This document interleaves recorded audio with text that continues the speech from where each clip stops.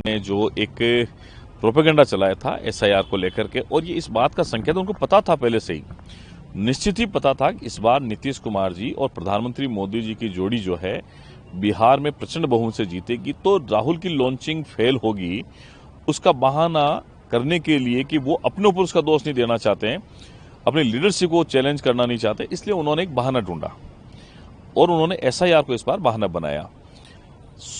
Supreme court के निर्णय के बाद में मुख्य चुनाव आयोग ने, जो सेंट्रल कमीशन है और जो बिहार का इलेक्शन कमीशन है, उन्होंने ये तय कर दिया था कि जिसका भी नाम जुड़ाना हो जुड़वा सकते हैं।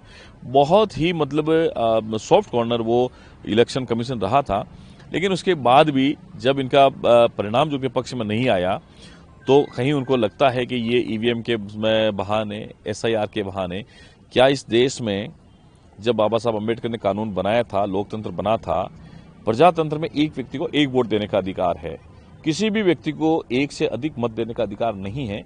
जिस तरीके से घुसपैठियों को ला करके, फर्जी वोटर्स को वहां जोड़ करके लगभग 65 लाख से ज्यादा के जो फर्जी वोटर्स थे उनको हटाया गया, ये लोकतांत्रिक प्रक्रिया में पारदर्शितापूर्ण काम था और इसी का परिणाम था कि वहां पारदर्शी तरीके चुनाव हुआ। वहां एकदम सभी पार्टियों ने जब मतदान हुआ तो अधिकतम मतदान करने का प्रयास कर सफल भी हुए। लेकिन ये कांग्रेस की मानसिकता रही है, अपनी हार को पचाने के लिए, अपने नेताओं को बचाने के लिए इस प्रकार के जो आरोप हैं वो स्वायत्त शासित संस्थाओं पर लगाता है। कोई नई बात नहीं है, लेकिन इतना स्पष्ट है कि देश की जनता प्रधानमंत्री मोदी के नेतृत्व के साथ खड़ी है और लोकतांत्रिक संस्थाओं के साथ में लोकतंत्र की मजबूती के लिए खड़ी है।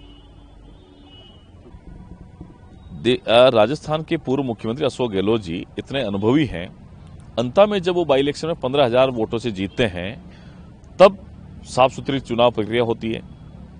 बिहार में वो हारते हैं तो उनको लोकतंत्र में कहीं कोई गला घोटने जैसी बात होती है, उसको खत्म करने की बात आती है।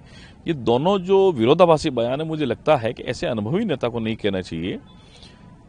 कल राधा मोहन दास जी अग्रवाल ने भी ये कहा है कि ये हमारी स्वच्छ पारदर्शी प्रक्रिया का ही परिणाम है कि हमारी सरकार होते हुए भी हम नियमों का पालन करते हैं, ईमानदारी से काम करते हैं। जनता का जनादेश हमें स्वीकार है, कहीं हमारी कमी रही है अंता में काम करने की, इसलिए जनता ने हमें स्वीकारवा नहीं किया, कांग्रेस को स्वीकार कर लिया। ये स्वच्छ राजनीति की एक परिभाषा है जिसको हमें स्वीकार करना चाहिए। इसी तरीके से कांग्रेस को और आरजेडी के दल के साथ में ये जो कौरवों का दल था, इनको ये स्वीकार करना चाहिए कि जनता ने हमें नकार दिया है और एक क्लियर मेजोरिटी के साथ उनको नकारा है। तो चुनाव में बिहार के लोगों की जो बात है उसको समझना चाहिए, स्वीकार करना चाहिए। मैं तो ये कहता हूं आने वाले कई वर्षों तक कांग्रेस और आरजेडी बिहार में नहीं आएगी। राजस्थान में आने वाले कई समय तक एक चुनाव के बहाने अगर वो सोचते हैं कि नहीं आने वाले समय में कांग्रेस उठ खड़ी होगी, तो ऐसा संभव नहीं होगा।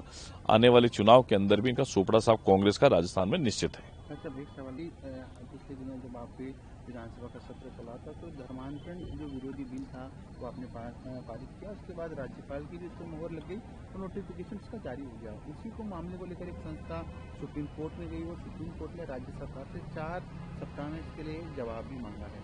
किस तरह देखते हैं आप? देंगे ना जवाब। अगर कोई व्यक्ति जाएगा कोर्ट, अगर ऑनरेबल कोर्ट हमसे पूछेगा, सरकार सक्षम है, जवाब देगी। लेकिन जो धर्मांतरण विरोधी बिल हमने पारित किया था, ये राजस्थान की उन लोगों की अपेक्षाओं पर खरा उतरने वाला बिल था जिसकी आवश्यकता थी। एक पूरे देश का सबसे मजबूत बिल अगर कहीं किसी भी स्टेट में, किसी प्रांत में अगर बना तो मुख्यमंत्री बजरंग शर्मा जी के प्रभावी नेतृत्व में बना है और इसका लाभ निश्चित ही आने वाले समय में हम लोगों को मिलेगा, जहां कोई भी व्यक्ति लोभ प्रलोभ के कारण किसी व्यक्ति को जबरदस्ती उसका धर्म परिवर्तन नहीं करा सकता है। बिजनेस अच्छा हो सकता है, लेकिन अगर नाम नहीं दिखा तो पहचान कैसे बनेगी? अब टेंशन छोड़िए, द फैक्ट इंडिया आपके बिजनेस को देगा वो पहचान जो पूरे राजस्थान में हर किसी तक पहुंचे। न्यूज चैनल पर विज्ञापन, पॉडकास्ट और प्रमोशन के जरिए आप सीधे 5 लाख सब्सक्राइबर और 10 करोड़ से ज्यादा व्यूज तक अपनी पहुंच बना सकते हैं। तो देर किस बात की, आज ही द फैक्ट इंडिया से जुड़िए और अपने बिजनेस को बनाइए हर घर का नाम।